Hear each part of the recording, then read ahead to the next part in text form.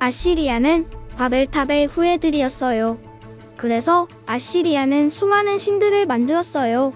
아시리아의 종교는 고대 이스라엘은 물론 그리스와 로마, 그리고 지금까지도 그 흔적이 남아있어요. 아시리아는 바벨론 연합군에게 멸망을 당했어요. 바벨론 메디아 연합군은 아시리아가 강력한 나라였다는 것을 알았기 때문에 방패와 갑옷을 빨갛게 칠했어요. 그리고 바벨론 연합군의 히든 카드는 고대 시대에 가장 잔인했던 스키타이 전사들이었어요.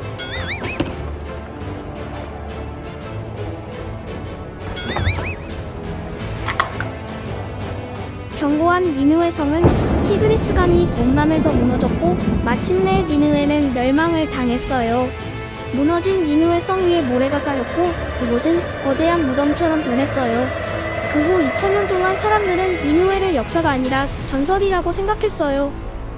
네, 저희는 대형박물관의 아시리아 관에서 구약 성경을 살펴보고 있습니다. 지난번에는 주전 8세기와 7세기의 아시리아 역사를 통해서 이스라엘 역사와 비교해서 살펴봤습니다. 그 영상을 보신다면 오늘 살펴보게 될 나훔서가 훨씬 더 쉽게 다가오시리라고 생각을 합니다. 오늘은 대형박물관에서 여러 자료들을 가지고 나훔서를 읽어볼 텐데요. 여러분들 나훔서 많이 생소하시죠? 그렇지만 여러 가지 자료들을 통해서 나훔서를 읽어갈 때 굉장히 쉽게 이해하실 수 있으리라고 생각을 합니다. 이곳은 대형박물관의 아시리아관입니다. 니느웨 성벽과 아시리아 제국을 지켜준다고 여겨졌던 수호신 라마수가 이렇게 세워져 있습니다. 잘 보시면 사람 머리에 사자 몸통을 하고 있고요. 독수리 날개가 달려 있습니다. 이런 수호신이 니느웨 성 입구에 세워져 있었을 것입니다. 어쩌면 에스겔 선지자나 다니엘 선지자가 봤던 정체불명의 짐승들, 이 시대를 살아가는 사람들이라면 이런 형상이 아니었을까 하고 생각해 봅니다. 그리고 이것은 지금까지 보존된 니느웨 성벽의 흔적입니다. 불에 그을린 흔적이 보이시죠? 자, 그렇다면 니느웨의 멸망을 경고했던 나훔 선지자는 어떻게 예언했는지 궁금하지 않으십니까? 자, 1장 1절입니다. 니느웨에 대한 경고, 곧 엘고스 사람 나훔의 묵시의 글이라. 자, 1절에서 저자를 밝히고 있죠. 엘고스 사람 나훔이라고 나오는데요. 나훔의 뜻은 위로라는 의미를 갖고 있습니다. 자, 그렇다면 아시리아의 멸망을 경고하는 것이 이스라엘 사람들에게는 어떤 위로가 있었을까요? 그것을 생각하면서 나훔서를 읽는 것이 핵심입니다. 여기 보시면 묵시의 글이라고 나오죠. 자, 지금 나훔에게 하나님의 묵시, 계시가 있었고 그것을 기록해 내려가는 내용이 나훔서의 내용입니다. 자, 나훔서의 시기는 정확하게 알 수는 없지만 나훔서 3장에 노아몬의 멸망이 언급되어 있습니다. 노아몬이라고 하는 것은 이집트의 중심 도시였고요. 아시리아가 이 도시를 멸망시켰던 것이 주전 663년입니다. 그리고 아시리아의 니느웨가 멸망을 당한 것이 주전 612년이에요. 그러니까 나훔 선지자는 663년과 612년 사이에 활동했을 거로 생각이 되는데 나훔서에서는 니느웨의 멸망을 예언하고 있으니까 이것을 종합한다면 주전 640년 전후 요시야 왕이 치세했던 시기에 활동했을 것으로 추정을 합니다. 그리고 2절을 한번 볼게요. 여호와는 질투하시며 보복하시는 하나님이시니라. 여호와는 보복하시며 진노하시되 자기를 거스르는 자에게 여호와는 보복하시며 자기를 대적하는 자에게 진노를 품으시며 여호와는 노하기를 더디하시며 권능이 크시며 벌받을 자를 결코 내버려 두지 아니하시느니라. 여호와의 길은 회오리 바람과 광풍에 있고 구름은 그의 발에 티끌이로다. 자, 2절에서 하나님의 속성을 기록하는데 질투라는 표현을 씁니다. 우리 인간들이 남을 시기하고 시샘해서 하는 질투라는 말이 아니고요.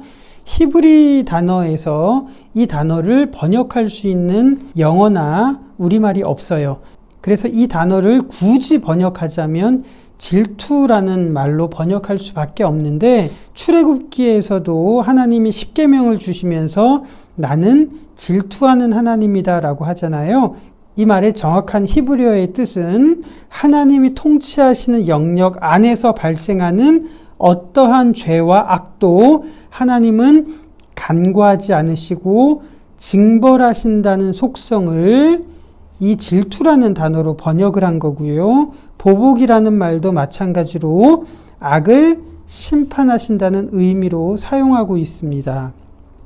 그런데 3절에 보시면 노하기를 더디하신다는 말이 이해되시죠? 아시리아에게 이미 요나를 통해서 회개할 기회를 주셨지만 아시리아는 요나 이전보다 그 이후가 훨씬 더 악했던 사람들이었습니다. 그래서 회오리 바람처럼 측량할 수 없이 하나님께서는 심판하시고 광풍처럼 준엄하게 갚으신다는 말의 뜻이 바로 이런 겁니다. 자, 4절부터 그는 바다를 꾸짖어 그것을 말리시며 모든 강을 말리시나니 바산과 갈멜이 쇠하며 레바논의 꽃이 시드는도다. 그로 말미암아 산들이 진동하며 작은 산들이 높고 그 앞에서는 땅 곧 세계와 그 가운데에 있는 모든 것들이 솟아오르는도다. 누가 능히 그의 분노 앞에 서며 누가 능히 그의 진노를 감당하랴. 그의 진노가 불처럼 쏟아지니 그로 말미암아 바위들이 깨지는도다. 여호와는 선하시며 환난 날의 산성이시라. 그는 자기에게 피하는 자들을 아시느니라. 자, 4절을 보시면 그는 바다를 꾸짖어 말리신답니다. 그리고 바산, 갈멜, 레바논, 이게 뭘까요? 자, 레바논 하면 떠오르는 게 뭐죠? 백향목이죠. 그만큼 풍성한 식물들이 자라는 비옥함을 말하는 것이고요. 갈멜에는 포도원이 유명한데 나봇의 포도원이 이 근처에 있었다는 것처럼 소실이 풍성한 땅 갈멜, 그리고 바산은 우리들에게 좀 생소한데 요단강 동편에 비옥한 지역을 말합니다. 자, 그러면 하나님께서는 홍해를 말리셔서 강력한 이집트로부터 그의 백성들을 구원하셨고 가나안 땅에 풍요로움 위에 세워진 그 가나안 땅으로 유목민이었던 이스라엘 백성들이 들어가게 하셨다는 것을 이렇게 말하는 구절입니다. 자, 그렇다면 나훔이라는 선지자의 이름의 뜻처럼 나훔서는 한편으로는 니느웨의 심판을 경고하고 있지만 이스라엘에게는 하나님께서 어떻게 그의 백성들을 위로하시는가 하는 양면적인 내용이 들어있는 거죠. 자, 그렇다면 비록 눈앞에는 아시리아라고 하는 혹독한 환경이 이스라엘 백성들에게 있다고 할지라도 우리로 하여금 하나님의 위로를 경험하게 하시려는 그 의도가 담겨 있다는 말일 겁니다. 자, 정말 그런지 5절, 6절 한번 보시면 누가 하나님 앞에 설 수 있겠는가? 그 앞에 교만하게 섰다고 해도 결국은 바위들이 깨어지는 것처럼 멸망을 당할 것이라는 의미가 있고요. 7절은 나훔이 그의 백성들에게, 이스라엘 백성들에게 말하려는 내용이에요. 우리의 현실은 홍해가 앞에 있는 것 같고 우리보다 훨씬 더 강력한 대적이 우리 눈앞에 있는 것 같지만 하나님은 그분을 의지하는 자들을 구원하시고 건지시고 보호하시는 산성이 되신다는 이 위로의 메시지를 나훔을 통해서 주고 있는 것입니다. 자, 어쩌면 이 코로나라고 하는 아시리아와 같은 이 환난날을 통과하는 우리들이 어디에서 위로를 찾아야 할지 나훔 선지자는 우리들에게 말하고 있는 것 같습니다. 자, 8절 그가 범람하는 물로 그것을 진멸하시고 자기 대적들을 흑암에서 쫓아내시리라.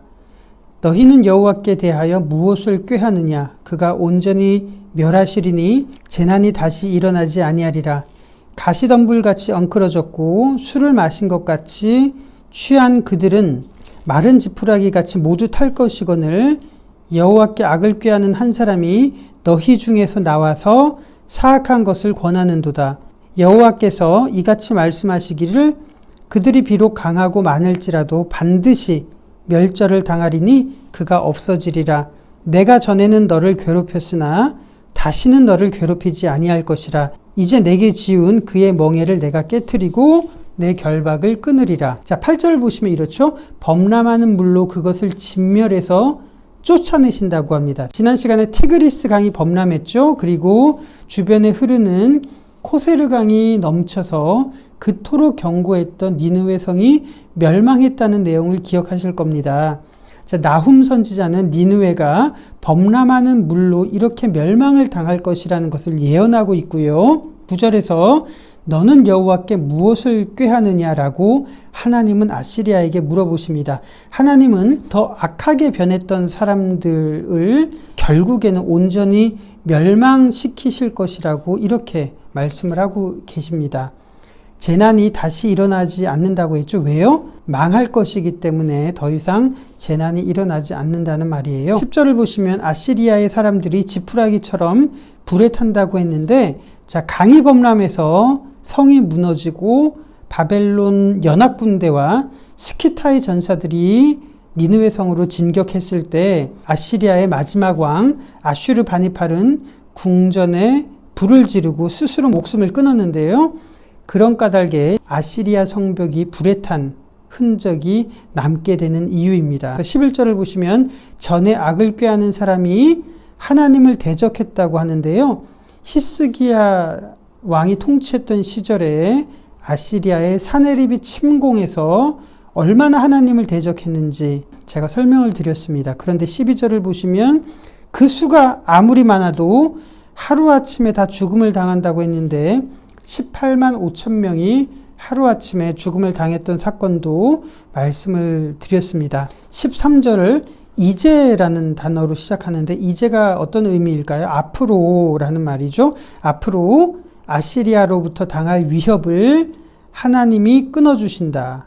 이스라엘이 아시리아로부터 당할 모든 위협을 하나님께서 끊어주시겠다고 그의 백성들에게 하시는 약속이에요. 암울한 시기에 유다 백성들에게 전하는 하나님의 위로의 메시지이기도 합니다. 자, 14절을 보실까요? 14절부터 15절. 나 여호와가 내게 대하여 명령하였나니 내 이름이 다시는 전파되지 않을 것이라. 내가 내 신들의 집에서 새긴 우상과 부은 우상을 멸절하며 내 무덤을 준비하리니 이는 내가 쓸모없게 되었음이라. 볼지어다 아름다운 소식을 알리고 화평을 전하는 자의 발이 산 위에 있도다. 유다야 내 절기를 지키고 내 서원을 갚을지어다. 악인이 진멸되었으니 그가 다시는 내 가운데로 통행하지 아니하리로다 하시니라. 14절을 보시면 너의 이름이 다시는 전파되지 않을 것이라고 그랬는데 그렇죠. 멸망을 당하고 아시리아라는 나라의 이름이 전파되지 않을 것이라고 경고하고 예언하고 계십니다. 왜요? 무덤을 준비하고 계신다고 했는데 하나님이 무덤을 준비하신 것처럼 2000년 동안 니느웨는 완전히 사라져 버렸고요. 그 이후에 등장하는 사람들은 니느웨가 신화 정도로 인식을 했었습니다. 흔적도 없이 사라져 버렸으니까. 19세기에 오스틴 헨리 레이어드라는 고고학자에 의해서 드러나기 전까지 많은 사람들이 니느웨의 존재 자체를 부인했던 것을 지난 시간에 설명을 드렸습니다. 자, 15절을 보시면 아름다운 소식을 알린다고 그랬죠. 이스라엘 사람들 눈앞에 보이는 불의함과 악을 하나님께서는 반드시 심판하시고 정의를 세우셔서 그들에게 화평, 여호와의 샬롬을 전한다고 말씀을 하셨습니다. 그 이유가 무엇일까요? 유다가 내 절기를 지키고 내 서원을 갚을지어다 라고 말씀하시는 것처럼 그들의 화평을 회복시키기 위해서 바로 하나님께서는 이런 일들을 감당을 하신다는 거예요. 2장으로 들어가 보도록 하겠습니다. 2장에는 아시리아의 수도 니느웨가 어떻게 멸망을 당할지 생생하게 예언을 하고 있습니다. 1절부터 7절까지 한번 살펴볼게요. 파괴하는 자가 너를 치러 올라왔나니 너는 산성을 지키며 길을 파수하며 내 허리를 견고히 묶고 내 힘을 크게 굳게 할지어다. 여호와께서 야곱의 영광을 회복하시되 이스라엘의 영광 같게 하시나니 이는 약탈자들이 약탈하였고 또 그들의 포도나무 가지를 없이 하였음이라. 그의 용사들의 방패는 붉고 그의 무사들의 옷도 붉으며 그 항오를 버리는 날에 병거의 쇠가 번쩍이고 노송나무 창이 요동하는도다. 그 병거는 미친 듯이 거리를 달리며 대로에서 이리저리 빨리 달리니 그 모양이 횃불 같고 빠르기가 번개 같도다. 그가 그의 존귀한 자들을 생각해내니 그들이 엎드러질 듯이 달려서 급히 성에 이르러 막을 것을 준비하도다. 강들의 수문이 열리고 왕궁이 소멸되며 정한 대로 왕후가 벌거벗은 몸으로 끌려가니 그 모든 시녀들이 가슴을 치며 비둘기같이 슬피 우는도다. 1절에서 니느웨를 파괴한 자가 올라온다고 했는데요. 바로 바벨론의 나부폴리사르 왕과 메디아의 키악사레스 왕이 연합해서 바벨론 메디아 연합 왕국이 니느웨를 멸망시키기 위해서 다가오고 있습니다. 나부폴리사르는 우리가 잘 아는 느부갓네살 왕의 부친이죠. 그리고 여기선 내 허리를 견고히 묶고 내 힘을 굳게 하라라고 했는데 이건 격려의 말이 아니죠. 아시리야, 네가 아무리 대비를 해봐라. 멸망을 하나님께서 예언을 하시고 계획하셨다면 결코 막을 수 없다는 그런 표현이죠. 3절에서 5절을 보시면 아시리아 사람들이 워낙 잔인하고 강력했기 때문에 바벨론 연합군대는 오히려 더 강력하게 보이기 위해서 방패와 갑옷을 붉은색으로 칠했다고 말씀을 드렸습니다. 더 강력하게 보이기 위한 심리전의 일환으로서 다 붉게 칠했다고 했는데 나훔 선지자가 그걸 예언하고 있는 거예요. 이렇게요.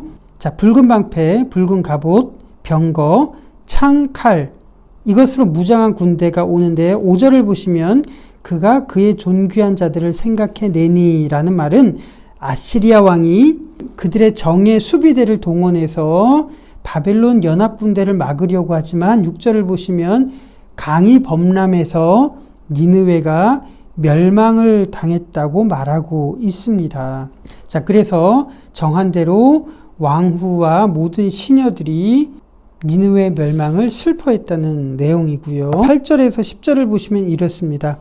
니느웨는 예로부터 물이 모인 못 같더니 이제 모두 도망하니 서라 하나 돌아보는 자가 없도다. 니느웨는 성을 방어하기 위해서 강을 끌어들여서 거대한 해자를 만들었다고 말했죠. 그래서 니느웨 성벽은 아파트 10층 높이로 지었고요. 그 성벽의 두께는 전차 세대가 나란히 달릴 정도의 아주 견고한 성벽을 자랑했습니다. 그리고 그 앞에 해자는 폭이 100m의 절반 정도, 42m, 수심은 18m. 굉장히 이거는 성을 공략하기가 어려운 수치입니다. 그런데 성벽이 붕괴하기 시작하니까 수비 병력들이 이제 탈출하기 시작을 하는데 9절 10절을 보시면 은을 노력하라, 금을 노력하라. 그 저축한 것이 무한하고 아름다운 기구가 풍부함이니라. 그동안 강탈했던 것이 얼마나 많았는지, 그러나 심판의 날에 그 많이 쌓았던 것이 아무런 도움이 되지 않고 무기력하다는 것이 이렇게 9절에 나와 있고요. 10절 니느웨가 공허하였고 황폐하였도다. 주민이 낙담하여 그 무릎이 서로 부딪히며 모든 허리가 아프게 되며 모든 낯빛이 빛을 잃도다. 10절처럼 강력한 군사력과 부를 가지고 있었지만 하나님께서 심판날을 작정하시니까 무기력하게 멸망을 당한다는 것을 니느웨를 향해서 말하고 있습니다. 자, 11절부터 이제 사자의 굴이 어디냐? 젊은 사자가 먹을 곳이 어디냐? 전에는 수수사자, 암사자가 그 새끼 사자와 함께 거기서 다니되 그것들을 두렵게 할 자가 없었으며 수수사자가 그 새끼를 위하여 먹이를 충분히 찢고 그의 암사자들을 위하여 움켜 사냥한 것으로 그 굴을 채웠고 찢은 것으로 그 구멍을 채웠도다. 자, 11절 12절을 보시면 그동안의 아시리아의 사정을 사자로 비유하고 있는데 니느웨 성벽에서 출토된 것을 보시면 이것은 단순한 비유가 아니라는 것을 알 수 있어요. 그동안 아시리아의 왕들은 자신들의 강력함을 자랑하기 위해서 성벽에 수많은 사자들을 새겨 넣었고, 사자들을 이렇게 사냥하는 장면을 통해서 왕권이 얼마나 강하다는 것을 니느웨 성벽에 새겨 넣었었어요. 그래서 니느웨로 왔던 다른 나라의 사신들이나 아니면 끌려왔던 포로들이 니느웨 성벽에 이렇게 새겨진 사자들의 모습을 봤을 겁니다. 그런 현실이 니느웨의 모습이었는데, 그런데 나훔 선지자는 사자를 비유해서 이렇게 예언을 하니까 훨씬 더 실감이 나죠.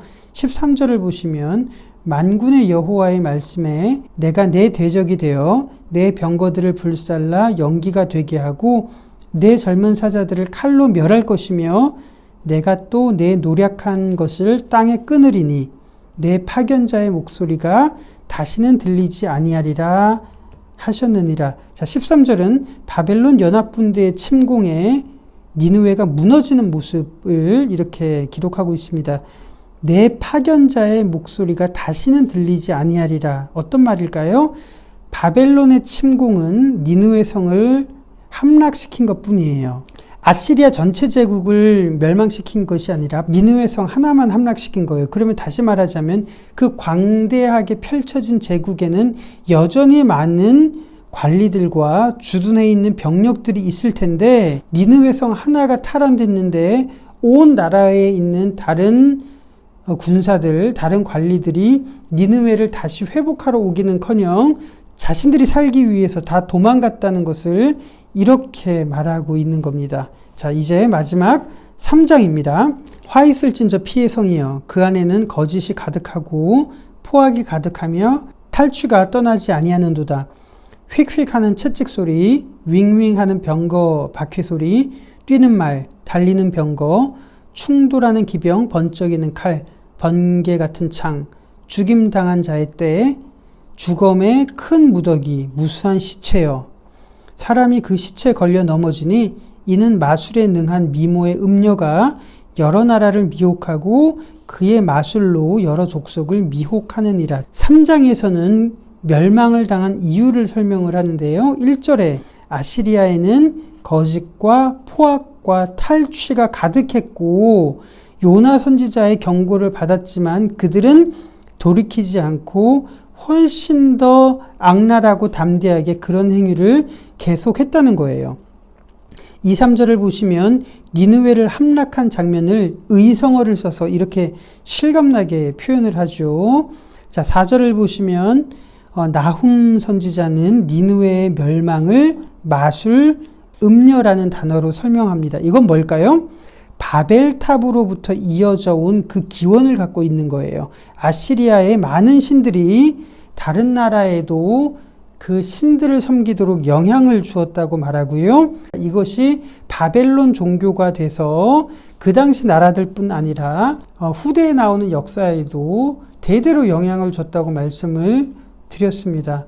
자, 5절부터 7절까지를 보시면 보라, 내가 네게 말하노니 만군의 여호와의 말씀에 내 치마를 걷어 올려 내 얼굴에 이르게 하고 내 벌거벗은 것을 나라들에게 보이며 내 부끄러운 곳을 뭇 민족에게 보일 것이요.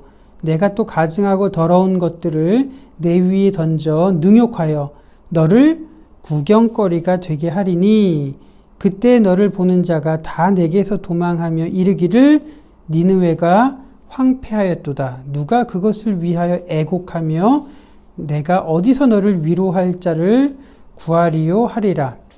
자, 하나님은 수많은 신들을 만들었던 아시리아를 음료로 비유하고 있죠. 그래서 7절을 보시면 니느웨가 멸망을 당할 때에 인정사정 없이 하나님께서는 그 멸망을 경고하셨습니다. 내가 어디서 너를 위로할 자를 구하리요 하리라. 자, 니느웨가 아주 강력했을 때 수많은 나라들이 목숨을 구하기 위해서 아시리아에게 항복하고 아첨을 떨었어요. 자, 이스라엘의 예후 왕도, 베가 왕도, 그리고 무나헴 왕도 아시리아 왕에게 충성을 바치고 굴복하고 아첨의 말을 전했는데 다른 나라도 마찬가지였겠죠. 그런데 아시리아가 멸망을 할 때 그 어느 누구도 아시리아를 도와주지도 못하고 아시리아의 멸망을 슬퍼하며 울어주지도 못했다는 것이 바로 아시리아의 최후의 모습이었습니다. 자, 8절에서 11절. 내가 어찌 노아몬보다 낫겠느냐. 그는 강들 사이에 있으므로 물이 둘렸으니 바다가 성루가 되었고 바다가 방벽이 되었으며 구스와 애굽은 그의 힘이 강하여 끝이 없었고 붓과 루빔이 그를 돕는 자가 되었으나 그가 포로가 되어 사로잡혀 갔고 그의 어린아이들은 모퉁이에 메어침을 당하여 부서졌으며 그의 존귀한 자들은 제비 뽑혀 나뉘었고 그의 모든 권세자들은 사슬에 결박되었나니 너도 술에 취하여 숨으리라. 너도 원수들 때문에 피난처를 찾으리라. 자, 8절에서 10절은 노아몬에 대해서 말하는데요. 노아몬은 좀 생소하시죠? 노아몬의 뜻은 아몬의 성읍이라는 뜻입니다.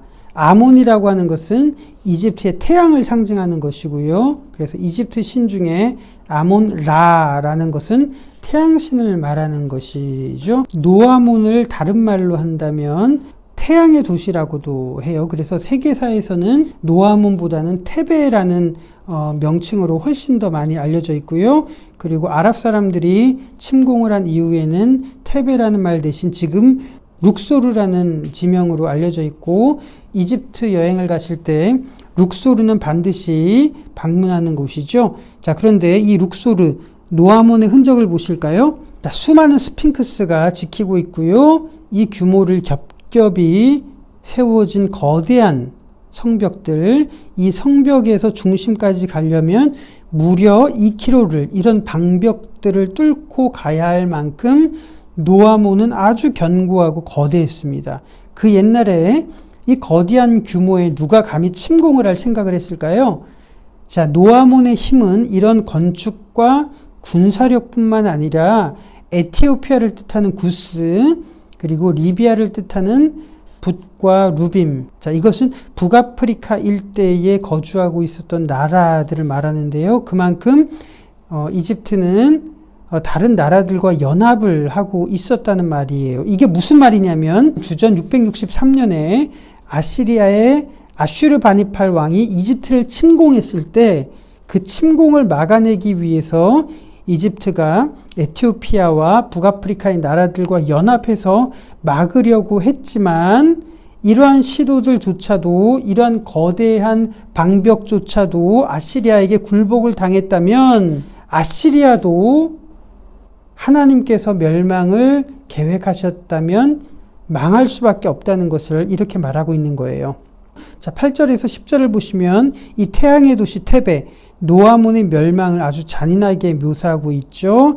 어린아이들은 길모퉁이에서 메어침을 당하고 사람들은 제비 뽑혀서 잡혀가고 결박당하는 이러한 모습으로 견고한 성 노아몬 테베가 그렇게 이집트가 멸망을 당했다면 11절처럼 아시리아 너도 술 취한 것처럼 멸망을 당할 것이라는 것이 하나님께서 경고하시는 거예요. 이렇게 말하죠. 수무리라라고 말하는 것처럼 바벨론의 침공을 받으니까 니느웨의 수비대들이 흔적도 없이 사라져 버린 것을 말하는 겁니다.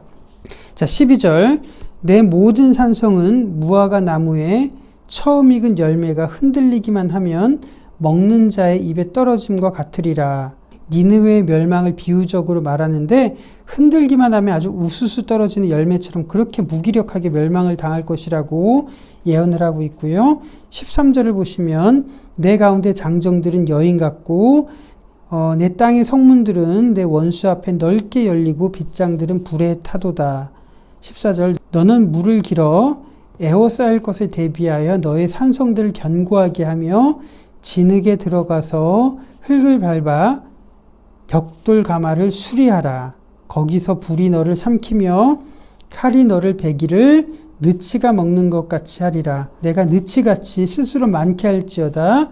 내가 메뚜기같이 스스로 많게 할지어다. 자, 13절을 보시면 장정들이 여인처럼 변하는 것처럼 자, 그 살인기계로 악명 높았던 강력했던 아시리아 전사들이 하나님의 심판의 날 무기력하게 변하고 방벽들이 허물어질 것을 말하는 거고요. 14절 그 침공에 대비해서 마실 물도 준비하고 성벽이 무너질 것을 대비해서 벽돌도 준비해 봐라. 그리고 메뚜기나 느치 그 배짱이처럼 여치처럼 너희들이 많은 사람들을 동원해서 막아봐라. 그런데 막을 수가 없다는 것을 하나님은 경고하고 있습니다. 그런데 13절 보시면 불에 타는 것과 15절 불이 너를 삼킨다는 표현처럼 아시리아의 마지막 왕 아슈르 바니팔은 스스로 왕궁들을 불질러서 죽었고요. 그래서 니느웨 성벽은 불에 그을린 흔적들이 이렇게 남아져 있다는 것을 생각한다면 나훔 선지자의 예언이 참 소름 끼치게 현실화됐다는 것을 알 수 있습니다. 자, 16절 내가 내 상인을 하늘의 별보다 많게 하였으나 느치가 날개를 펴서 날아감과 같고 내 방백은 메뚜기 같고 너의 장수들은 큰 메뚜기 떼가 추운 날에 울타리에 깃들였다가 해가 뜨면 날아감과 같으니 그 있는 곳을 알 수 없도다. 아수르 왕이여 내 목자가 자고 내 귀족은 누워 쉬며 내 백성은 산들에 흩어지나 그들을 모을 사람이 없도다. 내 상처는 고칠 수 없고 내 부상은 중하도다. 내 소식을 듣는 자가 다 너를 보고 손뼉을 치나니 이는 그들이 항상 내게 행패를 당하였음이 아니더냐 하시니라.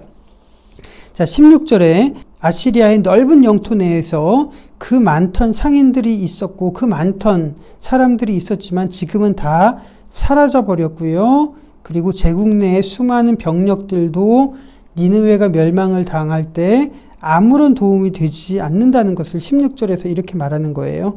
그리고 하나님께서 심판을 작정하시면, 멸망을 작정하시면 어떠한 군사력과 경제력으로도 어떠한 능력으로도 막을 수가 없다는 것을 이렇게 표현을 하고 있는 겁니다. 18절 19절을 보시면 그동안 아시리아의 악행이 얼마나 컸는지 아시리아의 멸망에 대해서 누구도 도울 자가 없고 오히려 그것을 기뻐하고 좋아한다, 손뼉을 친다라고 이야기를 합니다. 자, 아시리아의 멸망 과정을 정리해 봤고요.